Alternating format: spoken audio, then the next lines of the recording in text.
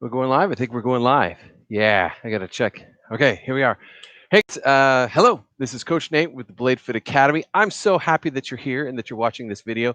Hey, we are going to briefly discuss 3 steps to good footwork, or whatever the title is. We're going to go over Swordsmen.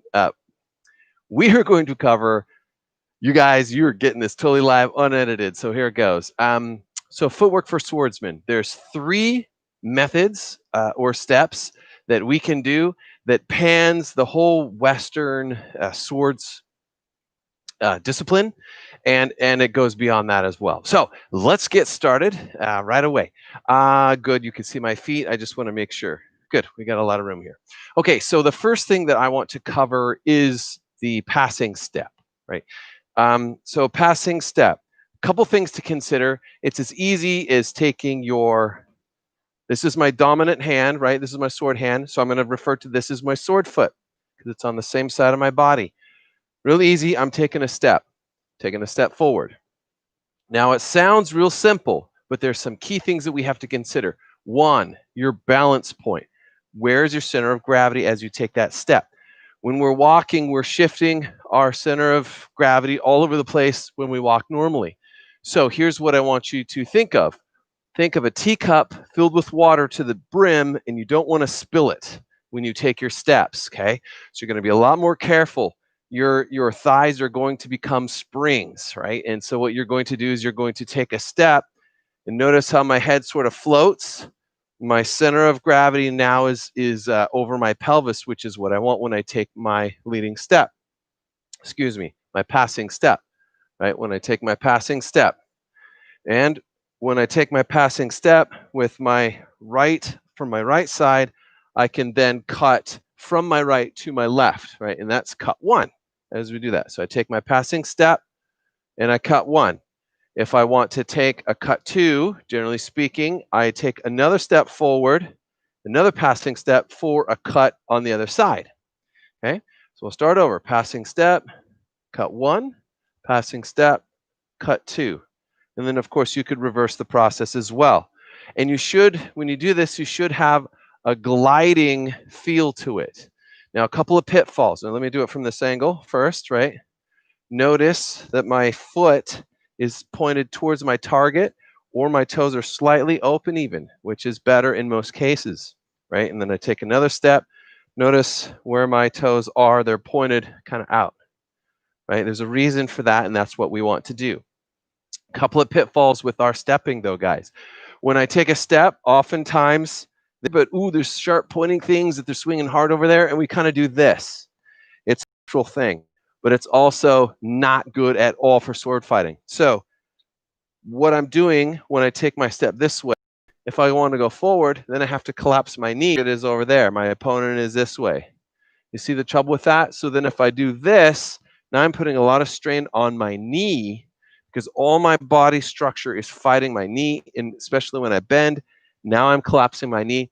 If I do this for any length of time, I'm going to develop some serious knee problems, and you don't want that. So in order to fix all that, when you take your passing step, you want your toes pointed towards your target or slightly open.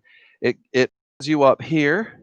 Now my shoulders, I could reach more this way. I can get more power from my hips when I strike. Yes, that's all from my toes in the right direction. It's very, very good. Now, if you find that it's difficult if you find it easy to do it the wrong way and difficult to open up your instep when you do step, then you might want to consider mobility of your hip. There's something going on there that some hip exercises, warm-ups, this kind of thing will help you achieving your step to look like this, and a lot of practice. So that's beyond the scope of this video, but that's probably what's going on if you find yourself stepping like this a lot. You've got mobility issues here, and it's just, for most people, it's just a matter of working the muscles here to keep you open. That's what you want. Again, you want the balance, your center of balance over your pelvis as you step, right? You don't want it shifting one way or the other. So that's passing step, guys. That's the easiest one. The second step that we're going to talk about today is the leading step. Now you could do this with two-handed sword or one-handed sword. And it looks like this. So if I'm here, right, I'm in my stance and I want to take what's called a leading step. Now, my dominant hand is here and my dominant foot, my sword foot is out front. So it's pretty simple. You just step forward like this. Why is this not easier than a passing step?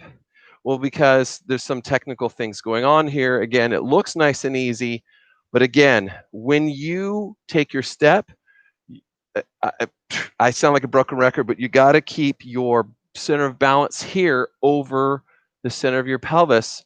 And sometimes that's difficult when you're taking your leading step, especially if you're reaching to catch your opponent. So we tend to, when we reach for something, a lot of us, we bend at the waist. Well, if we bend at the waist, especially if we're throwing a cut, what happens here? Now my center of balance has shifted from here to here over my knee, and that's really, really bad. I can't do anything else until I right my body. But me being off balance, that split second is just enough for my opponent to take advantage of that and do something that I don't want, right?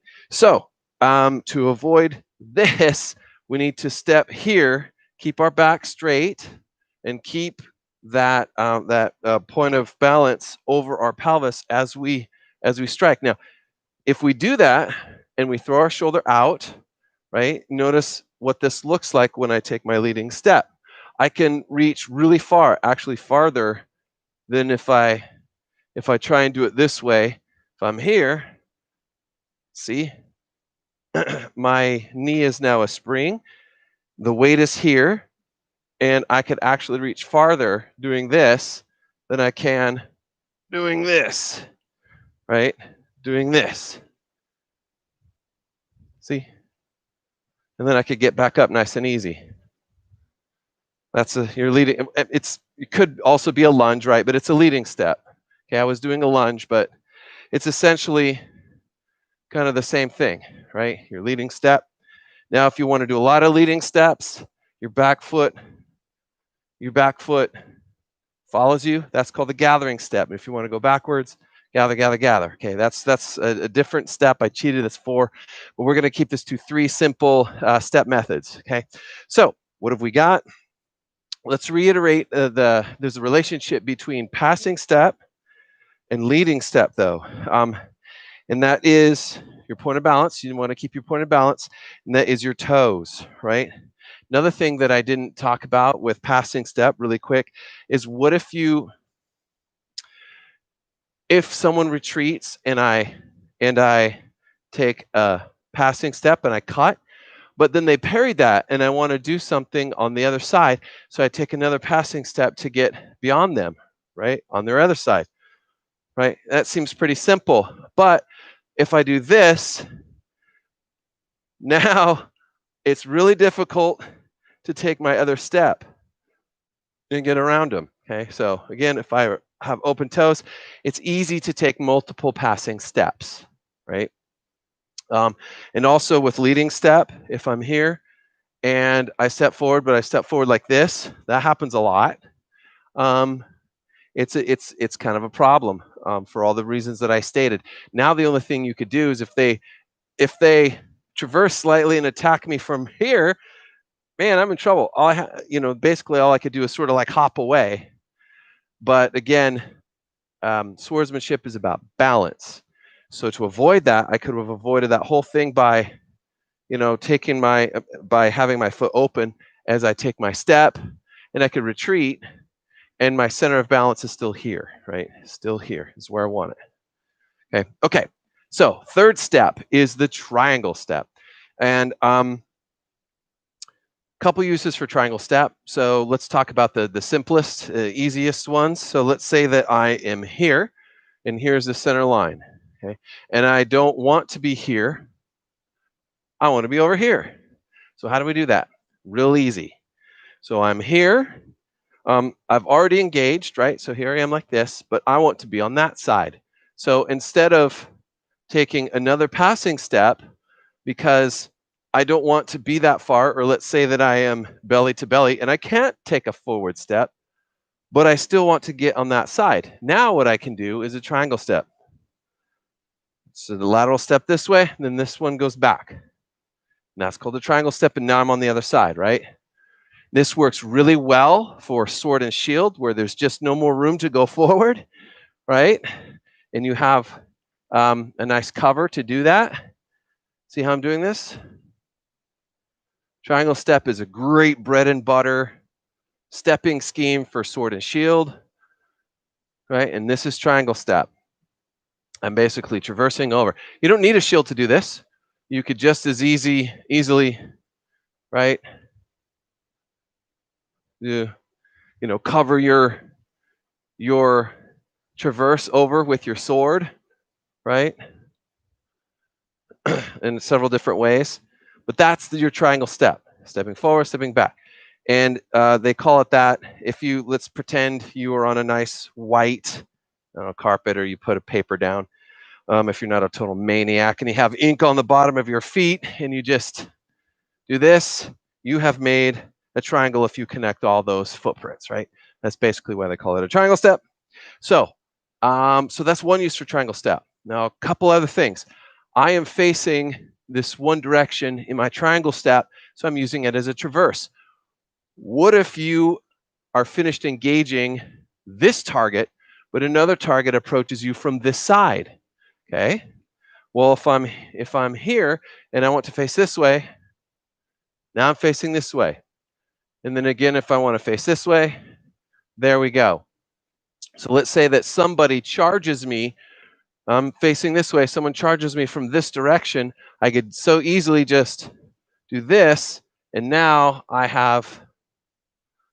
they're coming this way. And now basically I'm the matador. They're the bull, right? And off they go. And I got to cut them, right? Same from this way. They're coming at me. They're coming at me from this way, right? Because that's hardest to defend is your sword arm, this part of your shoulder kind of slightly behind you, right? So someone's coming at me like this really fast.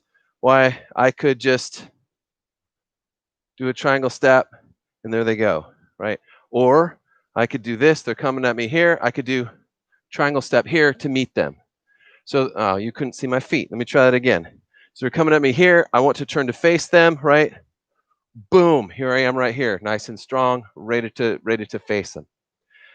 Triangle step. Okay, so one more thing that we could use, and this isn't strictly a triangle step, but the same principles apply. It's just 2 steps to do this. If I'm here and I hear something directly behind me and I want to turn around, it's hard to like hop and shuffle or whatever it is. I can achieve this in 2 steps, right? I'm here, someone's directly behind me, step forward, not a lot, just a little, and second step, and here I am. Now look at my feet. I'll try it again because the camera was at the wrong angle. But basically, here I am, sword foot forward. Here's my off hand. Here's my shield foot or off foot. It's slightly behind this one, right? But let's do that again. Okay, so here I am, step, step, right? Here I go. Or step, step. See that? There's my triangle step. Boom, boom. There we go. Now I'm facing him. Okay. One more time. Boom, boom. See? So there you go. Same thing. This direction. Boom. There we go. Wham, wham. Okay. Not strictly triangle steps, but you can see the mobility of that stepping scheme. You can basically turn around wherever you want really quickly, and your balance is the same, and you can meet them wherever they are, right? Using that 2-step scheme. All right, guys, that's all I got for you today. Always remember to slay your demons, and I will catch you next time. Hope you enjoyed the video. That's all we got today. And it's a weird thing. My computer's over here. So end stream. I'm ending stream. So long, guys.